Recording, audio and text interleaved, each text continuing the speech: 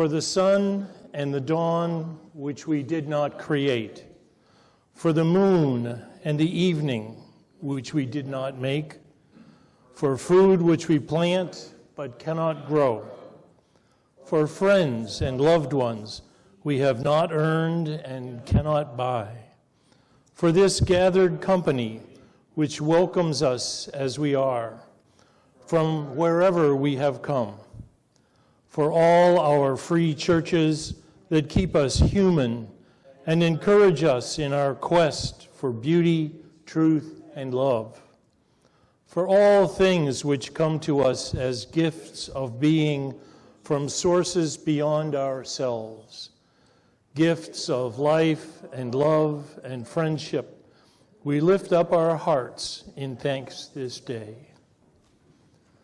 Thanks. I was thinking the other day of all the things that I am grateful in my life, and it's an infinitely long list. And as I was kind of contemplating it, one of the things that crossed my mind was this notion of counting my blessings. And in thinking about that, I was thinking, words are powerful things, and it's wonderful we have so many words that we can use. And yet, a lot of times we confuse them and don't fully understand the ramifications and how, if we think differently about some of our words, it can enrich our lives and broaden our world's vision. And so I was thinking that all the things that I'm grateful for, all the things that I'm thankful about, somehow that feels just slightly a little different from blessings. Blessings seems a little deeper and a little more inviting and a little stronger to me than all the things that I'm grateful for. So I did some research. I looked online for some definitions. And two things it says about blessings.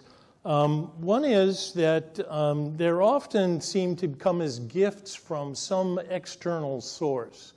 They come from someplace else. And more often than not, they cite God as some kind of a mediator or mention in some provider of blessings. Well, many of you may or may not know that I've been around enough long to know that I'm a non-theist,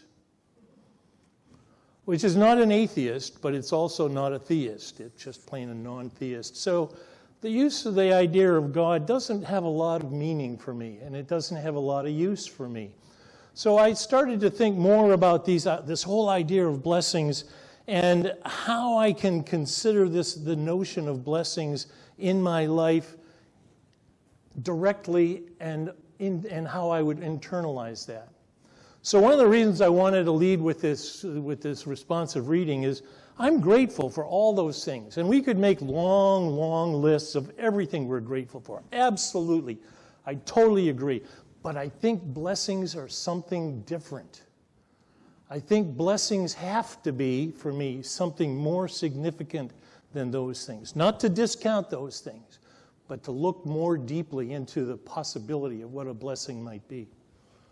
So I did some more research, and I found an interesting book online by Robert Bly called Counting My Blessings.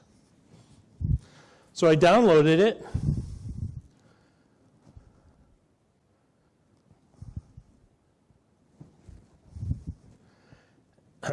And was terribly depressed because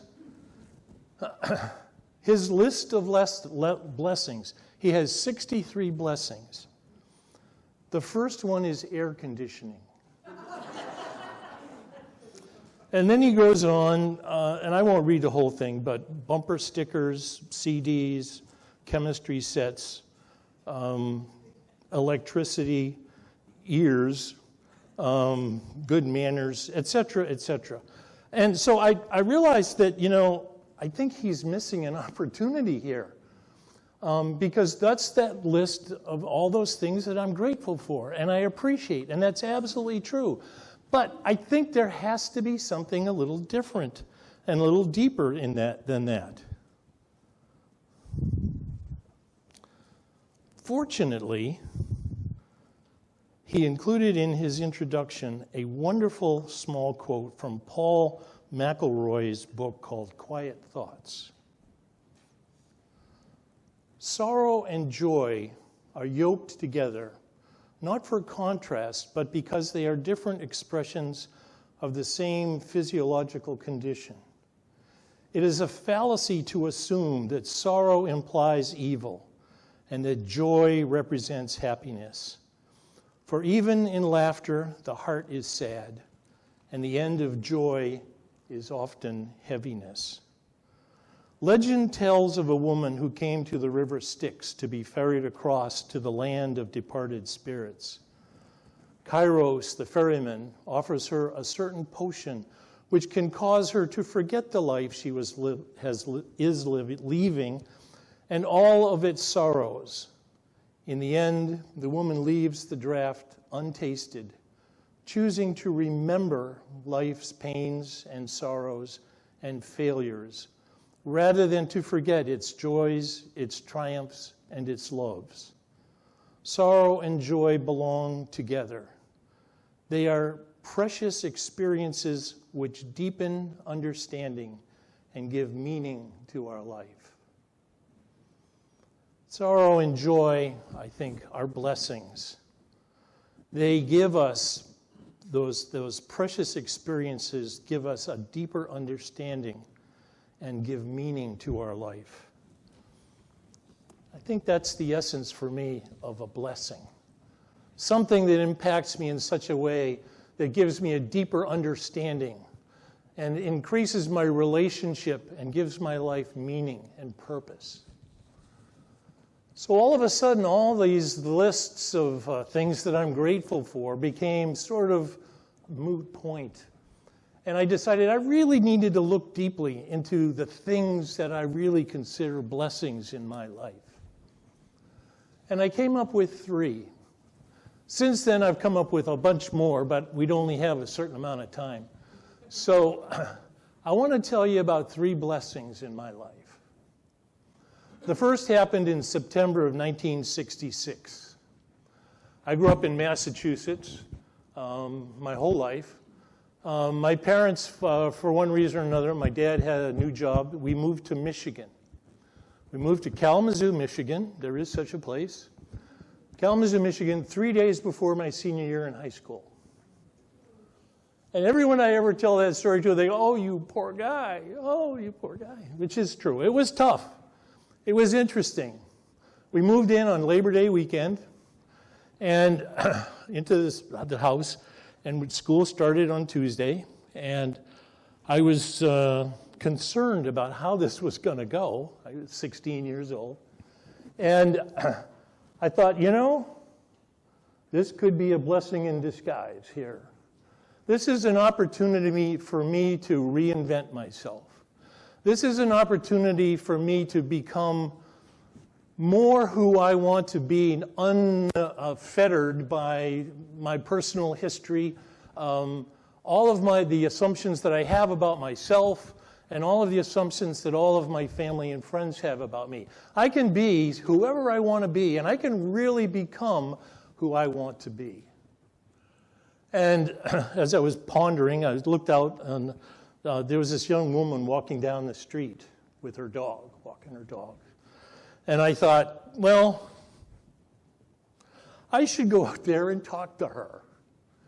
And I thought, that's not me.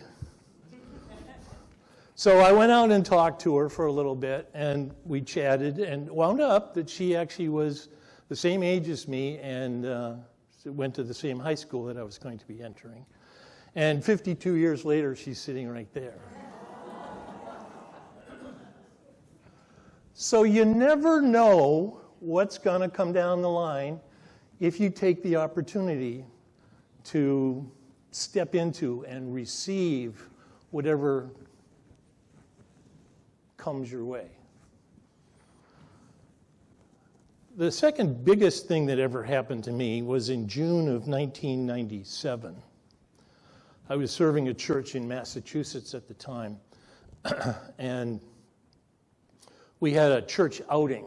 We went to go rafting on the Deerfield River. It only went up to a class 3 rapids, which is out of 5, which is moderate. But unfortunately, we didn't find out until later that the quarter panel in the rubber raft that I was riding on had a slow leak. So that instead of it being a rigid raft, it was more like a slingshot. And there are pictures of me that somebody took along of about 12 feet in the air flying out of the raft. And I spent a certain amount of time underwater. And you know, in the bottom of a creek bed or a river bed like that, there really are all those little smooth stones down there that you can run your hands along. And they had said, if you wind up in the water, put your feet downriver. And I'm thinking, okay, which way is downriver? And it was bright upside, and it was down, and it was bounced off rocks. And I remember thinking, I didn't realize that I was going to die today. It wasn't on my calendar. And it wasn't necessarily scary, and it wasn't any light at the end of the tunnel thing or anything like that. But it was just an interesting moment where it was all over. It was done. I popped up about a quarter mile down the river, and Frank and Tony pulled me up into their raft. And they both leaning over going, are you okay? Are you okay? Oh, you okay? And I remember looking up at beautiful blue sky up there and thinking, I don't know. And I know they desperately wanted me to say, I'm fine. But I told them, I said, I don't know. I'm going to have to think about that. And the thing is that it's been a long time since then. But every day I think about the fact that this is added time. This is overtime. This is more time than I have any reason to expect that I would have had. And I look at everything. I look at the trees. I look at your faces. I look at everything that I encounter every moment in a different way than I did before that. I take it less for granted now than I did then. I wouldn't have thought that being dumped in the river was a blessing, but it is. And the third thing that immediately came to my mind was in January of 2002, here again, many of you know, I had the opportunity to go to South Africa with a seminar from Lancaster when I was working on my doctorate there, and was able to meet with many, many people, locals. We were there to study and learn about the Truth and Reconciliation Commission. And if you think about it, that was just about the time that we decided to invade Iraq. And I remember thinking, Truth and Reconciliation, post 9/11 invasion of Iraq. And how are these things similar and how are they different? And why are we not asking ourselves, why do these things happen to us? Instead, looking to this notion of truth and reconciliation. The key thing in truth and reconciliation that I learned is restorative justice, as opposed to punitive justice. Desmond Tutu talks about justice being reestablishing connections, reestablishing relationships, reestablishing the love and the connections that we have with other human beings, rather than trying to decide who's right and who's wrong and who has the right for this or the right for that. Truth and reconciliation has since then been a powerful part of my thinking and my reaction and response to everything that I see in my life and these circumstances. And I wonder, where is the truth in this? And where is the reconciliation in this? And I know that's always hard, and people often ask me, well, what happens when you encounter somebody that's not on that same page? And that's absolutely true.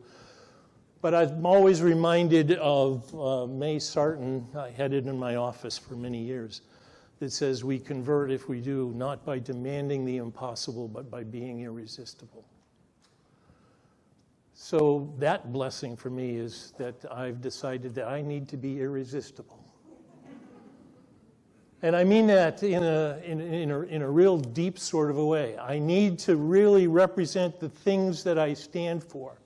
I don't need to just talk about them, but I need to actually be a certain kind of person and live my life in a certain kind of way. So that also is a blessing. So one of the big things that I like to do is to ask you what your thoughts have been as well. I've been speaking, and hopefully you've been listening. And get some get some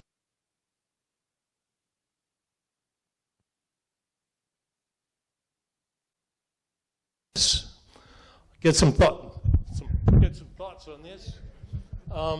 To expand this, one of the things that I've learned over many years is people will often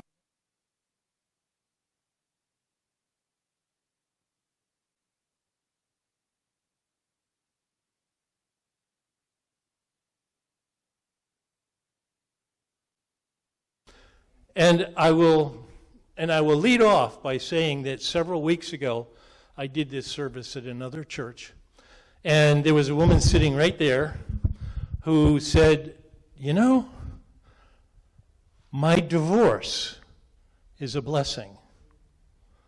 And she said she'd never thought of that way. I mean, it was horrible. It was a great loss. It was painful. It was grieving and all of that. But she began to think of it, you know, this is an opportunity for me to be a new person. This liberates me and frees me and invites me to be and do something different in a new sort of a way. So I added that to my lists of potential blessings. A divorce may very well be a blessing in disguise. So thoughts. Someone. Anyone.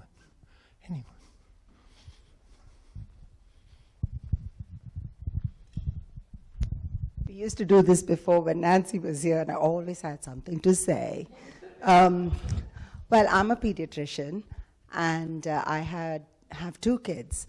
And we got married quite early, and I had my first son when I was young, and Prakash was in surgery and was very little time to contribute to a lot of parenting. And my son was difficult. He was a great kid, but had a difficult temperament.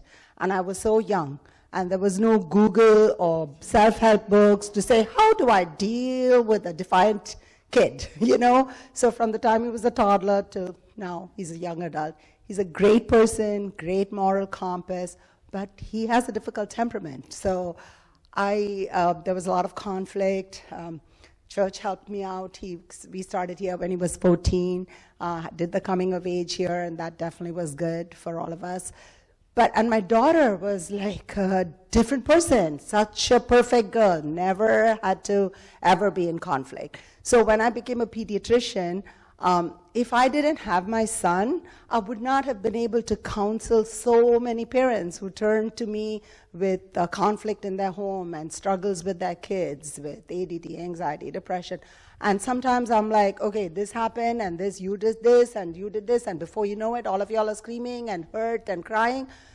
And they're like, did you have like a secret camera at my house, you know? So you know how things play out, and I think that this difficult relationship, which I survived with my son, we are in great relationship right now too, helped me to be a better physician. Very good point. Thank you.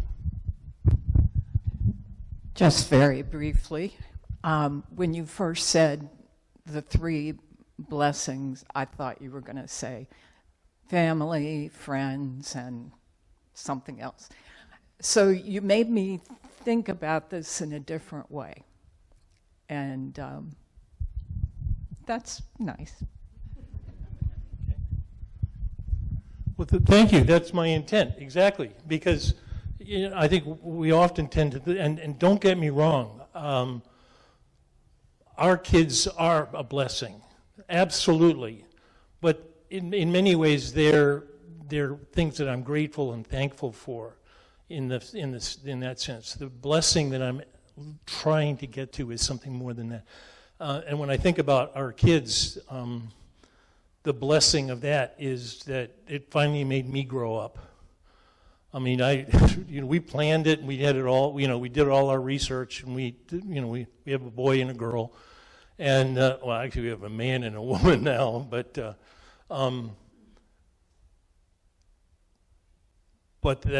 that experience was so different than I thought it was going to be, and I'm such a different person because of that. As you said, with your kids. Thank you. Yeah, blessings. Sometimes we realize that something is a blessing at the moment when it's happening, like what you said with the boat story.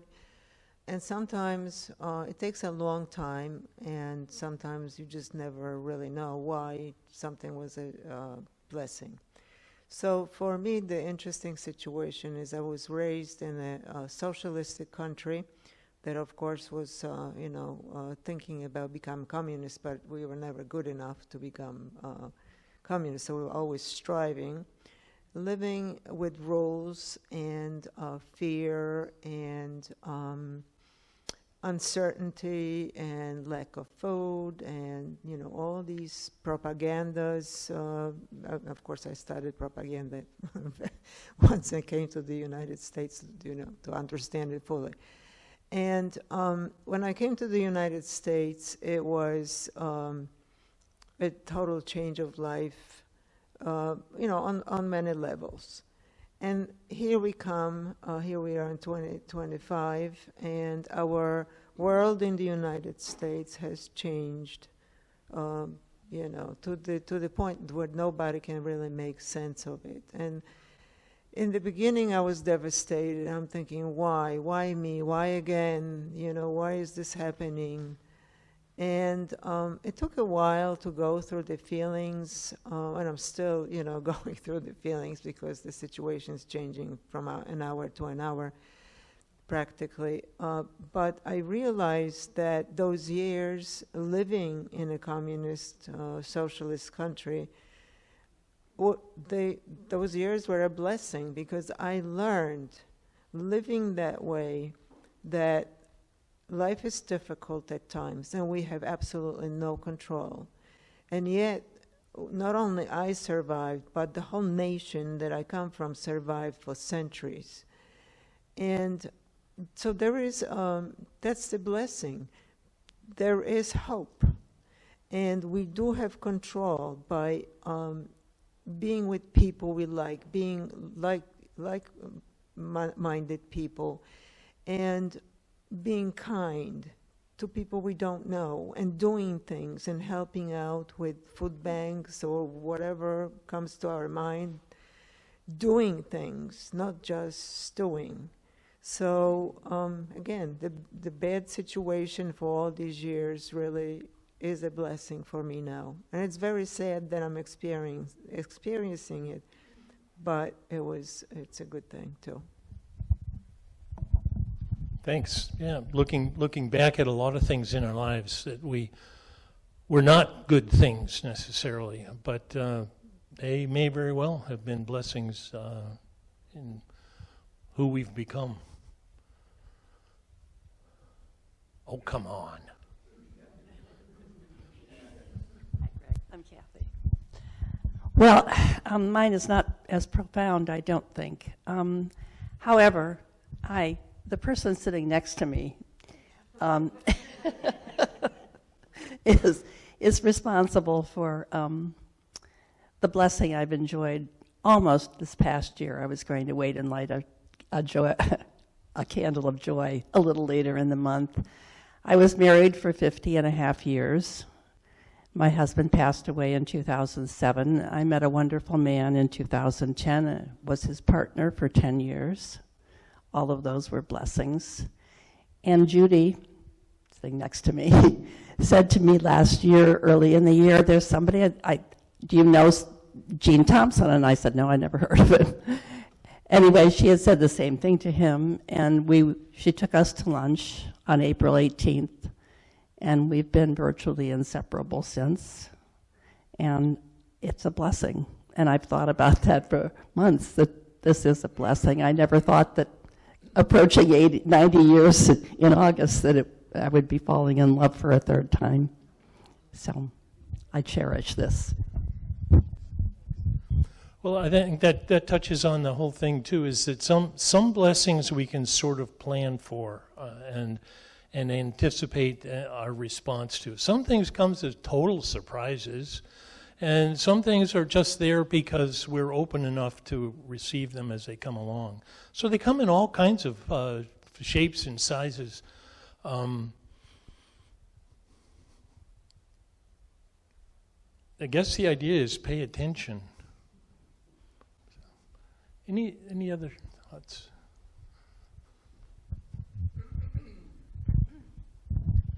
Greg, they just come with growing old and being able to accept it and enjoy it. And learning, for me, to accept getting old.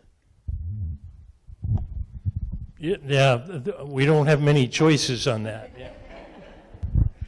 Hi. So Chitra already mentioned that I was very busy as a surgical resident and then, of course, working after that. But then when I was 60 plus, I said it's time to relax and take it a little bit more easy and do something online so I can focus on family and grandkids. And then came COVID, of course. Of course, COVID was a terrible phase for majority of people, lost a lot of lives and a lot of tragedies. But in one sense, for friends and family, it came as a blessing. Those who survived it, we were medical school classmates for 40 years with hardly any contact. I used to go back to India, just go see my parents, come back, but not much contact with others. But COVID threw us together like nothing else did. Having music sessions every week internationally, or communicating through WhatsApp or any other social media like never before. Finding nature like never before. Taking walks, admiring the beauty around us, which we took for granted many, many years ago. So I think in one sense that was a big blessing to some of us.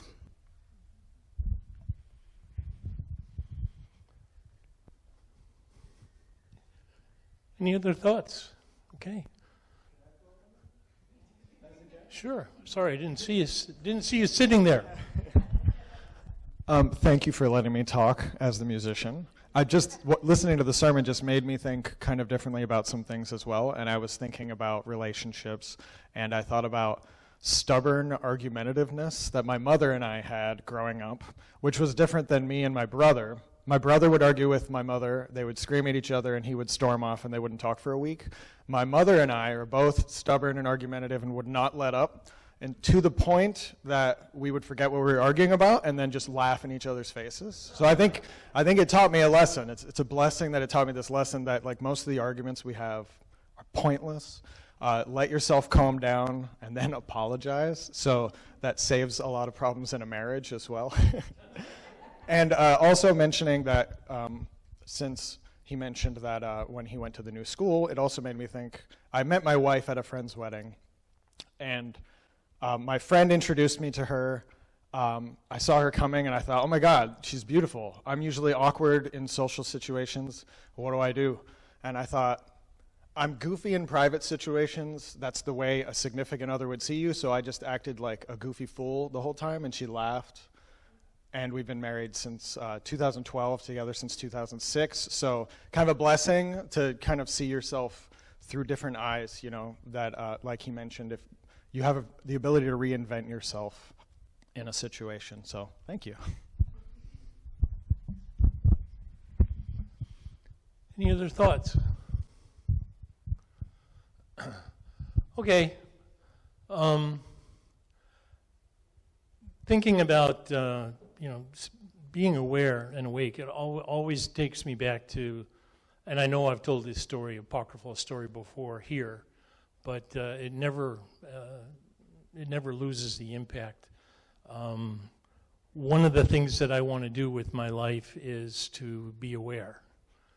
Any of you have ever exchanged emails with me? My signature line is a quote from Henry David Thoreau that says, "Only that day dawns to which we are awake." What I want to do is to be awake today, tomorrow, the day after, and embrace all the blessings that are still coming, and look forward to them and appreciate them. And I appreciate all of you, and I hope you have a blessed day.